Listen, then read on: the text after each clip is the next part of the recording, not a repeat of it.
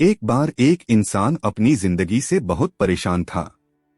वो हर समय अपने आप को कोसता रहता था कि क्या जिंदगी मिली है, मुझे क्या जीवन है। हर परेशानी मेरे साथी हैं। हर दुख मुझे ही आकर घेरता है। हर झंझट मेरे ही सर पड़ती है। एक दिन इसी तरह अपने आप को बैठा हुआ कोस रहा था कि क्या नसीब है, मेरा क्या किस्मत है, मेरी क्या जिंदगी है मेरी की। तभी अचानक एक बाज अपने शिकार को पंजों में दबाए हुए एक पेड़ पर आकर बैठ जाता है और वहीं पर अपने उस शिकार को खाने लग जाता है। यह परेशान आदमी जब उस बाज को देखता है तो कहने लगता है कि क्या जिंदगी है, इसकी क्या जीवन जी रहा है, मुझे का ना इसे खाने की चिंता, ना पीने की, ना पहनने की और ना ही परिवार की शिकार करता है और मस्त खुली हवा में कभी इधर घूमता है कभी उधर घूमता है, सारे दिन आसमान में उड़ता रहता है। असल जिंदगी तो यही है, जीवन तो ये जी रहा है। और फिर वो आसमान की तरफ देखकर जोर जोर से चिल्लाता है कि काश मैं भी एक बाज होता तो मुझे भी कोई दुख ना होता, मुझे भी कोई परेशानी नहीं होती। पास में भी एक बाज होता। जब वह 2 से 3 बार जोर जोर से चिल्लाता है कि काश मैं भी एक बाज होता तो मुझे भी कोई दुख ना होता, मुझे भी कोई परेशानी न होती, तो अचानक आसमान में बिजली की लाइनें लग जाती है और आसमान से आवाज आती है कि इंसान, क्या ये हमने सच सुना कि तू हमारी दी हुई जिंदगी से परेशान है और तू एक बाज बनना चाहता है। तो इस आकाशवाणी को सुनकर यह इंसान हैरान रह जाता है और आसमान की तरफ देखकर कहता है कि हाँ, मैं सच में अपनी जिंदगी से बहुत परेशान, क्योंकि हर परेशानी मेरे साथ ही है, हर दुख मुझे ही है, हर तकलीफ मेरे ही साथ है। तो आसमान से फिर आवाज आती है कि इंसान, एक बार फिर सोच ले, हमने तुझे बड़ी प्यारी जिंदगी दी है, लेकिन अगर फिर भी तू चाहता है कि हम तुझे बात बना दे तो हम तुझे बाज बना देंगे, लेकिन अगर एक बार हमने तुझे बाज बना दिया तो फिर हम तुझे बाज से इंसान दोबारा नहीं बनाएंगे। तो यह आदमी तुरंत जवाब देता है कि मैंने अच्छी तरह से सोच लिया है कि मुझे बाजी वंदना है और एक बार बाज बनने के बाद मैं दोबारा कभी नहीं कहूँगा कि मुझे इंसान बनना है। तभी ऊपर से आवाज आती है कि जैसे तुम्हारी इच्छा, और वो इंसान बाज बन जाता है। बाज बनते ही वह इंसान खुली हवा में उड़ने लगता है। कभी उड़ता हुआ इधर चला जाता है, कभी उड़ता हुआ उधर चला जाता है और सोचता है क्या मजे की जिंदगी है। असल जिंदगी तो यही है, ना कोई चिंता, ना कोई परेशानी, ना कोई डर।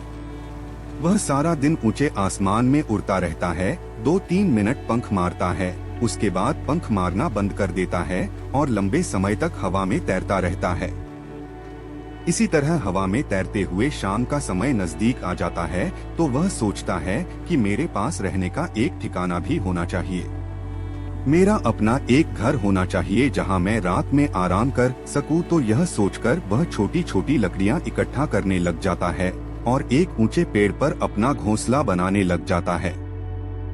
एक एक लकड़ियां इकट्ठा करके वो अपने लिए एक सुंदर सा घोंसला तैयार कर लेता है और रात में उसी में सो जाता है और सोचता है सुबह उठकर शिकार भी करूंगा और सुबह उठकर फिर से मौज मस्ती भी करेंगे, खुली हवा में उड़ेंगे। सुबह होते ही वो शिकार की तलाश में निकल पड़ता है। हवा में उड़ता रहता है, ऊपर से जाकर देखता है कि कहीं जमीन में मुझे कोई शिकार नजर आए तो मैं तुरंत जाकर उसे दबोच लूं और वहीं पर खा लूं, लेकिन उसे कोई शिकार नजर नहीं आता।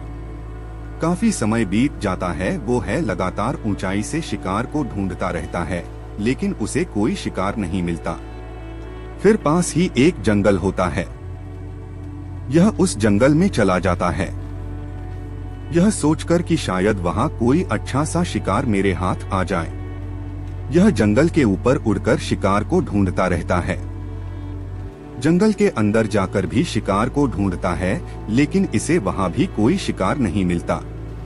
शाम का समय नजदीक आ जाता है तो मायूस होकर वापस अपने घोंसले की तरफ लौट रहा होता है कि रास्ते पर थककर एक पेड़ के ऊपर बैठ जाता है।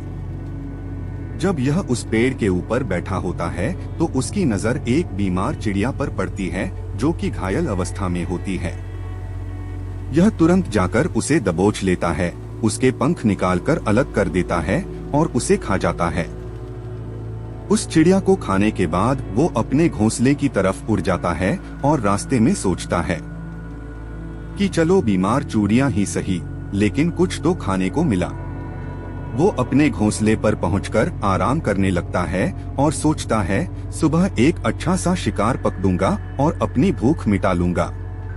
जैसे ही सुबह का प्रकाश होता है, यह निकल पड़ता है अपने शिकार की तलाश में। हवा में उड़ता रहता है, लेकिन आज फिर कोई शिकार इसके हाथ नहीं आता। काफी समय बीत जाता है। ये ऊंचाइयों पर जाकर अपनी तेज नजरों से शिकार को ढूंढने की पूरी कोशिश करता है, लेकिन इसे कोई भी शिकार नजर नहीं आता। फिर यह पास के उस जंगल की तरफ चला जाता है, लेकिन इसे वहाँ पे कोई शिकार नहीं मिलता। इसी प्रकार पूरे दिन उड़ते उड़ते शाम का समय नजदीक आ जाता है, तो ये निराश होकर वापस लौटने लगता है और रास्ते में एक पेड़ पर आकर बैठ जाता है। सोचता है शायद आज फिर कोई बीमार चिड़िया मेरा इंतजार कर रही हो, लेकिन हर बार किस्मत मेहरबान थोड़ी होती है। आज इसे कोई बीमार चिड़िया नहीं मिलती। यह थक हार कर वापस अपने घोंसले की तरफ चल पड़ता है और घोंसले पर पहुंचकर भूखा प्यासा ही सो जाता है और सोचता है कल सुबह एक बड़ा सा शिकार पकड़ूंगा और आज की भूख भी मिटा दूंगा। रात को अपने घोंसले में सोया होता है, गहरी नींद में होता है कि तभी एक भयानक तूफान आता है। इस तूफान की हवा इतनी तेज होती है कि इसके घोंसले को उड़ाकर एक जगह फेंकती है और उसे कहीं दूर दूसरी जगह फेंकती है। तो यह जहाँ पर गिरता है वहाँ नीचे एक नोकदार लकड़ी पड़ी होती है जो इसके पंजे में गड़ जाती है और इसे बुरी तरह घायल कर देती है। तूफान के रुकने के बाद बारिश शुरू हो जाती है। तेज बारिश होती रहती है, पर यह किसी तरह से पेड़ों के नीचे छुपकर बैठा रहता है। बड़ी मुश्किल से इसकी रात कटती है। जब सुबह होती है तो बारिश रुक जाती है। बारिश के रुकते ही चारों तरफ खुशियां छा जाती है। चारों तरफ हरियाली छा जाती है। नदियां और झरने ही तेजी से बहने लगते हैं। सब कुछ फिर पहले के जैसा हो जाता है, लेकिन यह बाज अब पहले के जैसा नहीं रहा। इसका पाँव बुरी तरह घायल हो चुका है। इसके पंजे में जो लकड़ी लगी थी उसकी वजह से इसका पंजा बुरी तरह क्षत विक्षत हो गया है।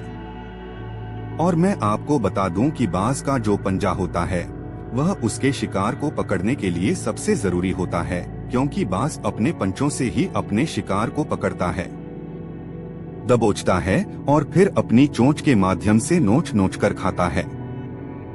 लेकिन अब इस बात का पंजा बुरी तरह से घायल हो चुका था और वो है पिछले 2 दिनों से भूखा भी था। यह शिकार की खोज में थोड़ा सा होता है कि शायद फिर कहीं कोई बीमार चिड़िया इसे मिल जाए, लेकिन कहाँ बार बार कोई बीमार चूड़ियां मिलने वाली थी। वह कुछ देर तक उड़ता है, लेकिन फिर भूख और दर्द के मारे थककर एक पेड़ पर आकर बैठ जाता है। वो एक पेड़ पर आकर बैठ तो जाता है, लेकिन उसे पता नहीं था कि यहाँ एक और मुसीबत उसका इंतजार कर रही है। और वो है, मुसीबत यह थी कि 810 का वो का एक झुंड मिलकर इसे परेशान करने लग जाते हैं। इसके ऊपर आकर इसके गांव में चोट मारने लग जाते हैं। उन्हें भी पता चल जाता है कि यह बाज घायल हैं और भूख की वजह से कमजोर भी है। यह बाज उनसे बचने के लिए थोड़ा सा उड़ता है और फिर जाकर बैठ जाता है। उनसे पीछा छुड़ाने का प्रयास करता है, लेकिन वो फिर इसके पीछे आ जाते हैं, तो ये फिर उड़कर थोड़ी दूर चला जाता है, लेकिन वो इसका पीछा नहीं छोड़ते और बार बार इसके पास आकर इसे परेशान करते हैं। वे अक्सर बाज के साथ ऐसा करते हैं, लेकिन फिर बाज भी उनके साथ एक खेल खेलता है। जब कौवों का छोड़ू को परेशान करता है और उनका पीछा नहीं छोड़ता, तो बाज हवा में सीधी उड़ान भरने लग जाता है। वह तेजी से सीधा ऊपर की ओर उड़ने लग जाता है। कभी भी उसके पीछे होते हैं, लेकिन कुछ देर तक उड़ने के बाद कौवे ऐसी ऊंचाई पर पहुंच जाते हैं जहां पर उन्हें ठीक से मिलनी बंद हो जाती है। उनका दम घुटने लग जाता है, उनकी सांस रुकने लग जाती है, तो फिर वहां से ऊपर नहीं जा पाती, पर क्योंकि बाज तो बादलों से भी ऊपर उड़ सकता है।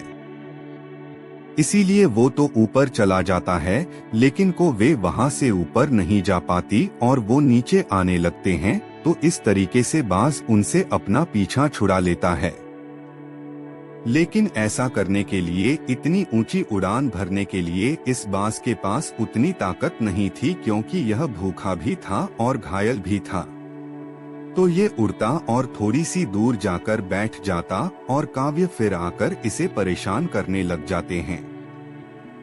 इसी तरह भूख और घायल हालत में एक दिन गुजर जाता है, दूसरा दिन गुजर जाता है, तीसरा दिन गुजर जाता है, लेकिन इस बात की हालत में कोई सुधार नहीं हो रहा था। मैं बद से बदतर होती जा रही थी। चौथे दिन जब ये बिल्कुल खत्म होने पर आ जाता है, इसके अंदर बिल्कुल ताकत नहीं बचती और इसका शरीर इसका साथ छोड़ने लगता है। तो यह किसी तरीके से उड़कर पास ही इंसानों की एक हॉस्पिटल होती है, उसकी छत पर आकर बैठ जाता है और वहां से आने जाने वाले मरीजों को देखता है और अपने आप से कहता है कि काश आज मैं एक इंसान होता तो ऐसे छोटे मोटे जख्मों का हॉस्पिटल से इलाज करवा लेता या किसी को बता देता कि मैं भूखा हूँ, परेशान हूँ, मेरे साथ ये परेशानी है। लेकिन आज मैं एक ऐसा बेजुबान परिंदा हूँ जो किसी से कुछ नहीं कह सकता, किसी को अपना दुख नहीं बता सकता, किसी से कोई मदद नहीं मांग सकता। यही बात सोचकर वह उसी छत पे अपना दम तोड़ देता है। वह अपनी जान की कुर्बानी साथ ये परेशानी है।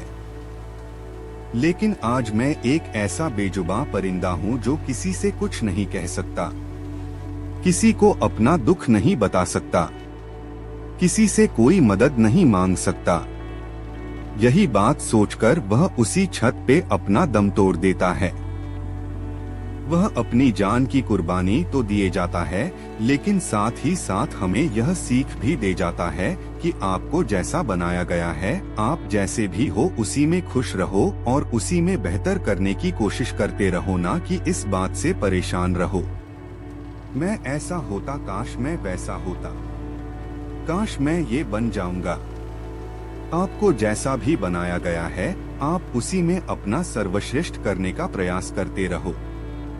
दोस्त हूँ, मुझे उम्मीद है कि आपको यह कहानी पसंद आई होगी और काफी कुछ सीखने को मिला होगा।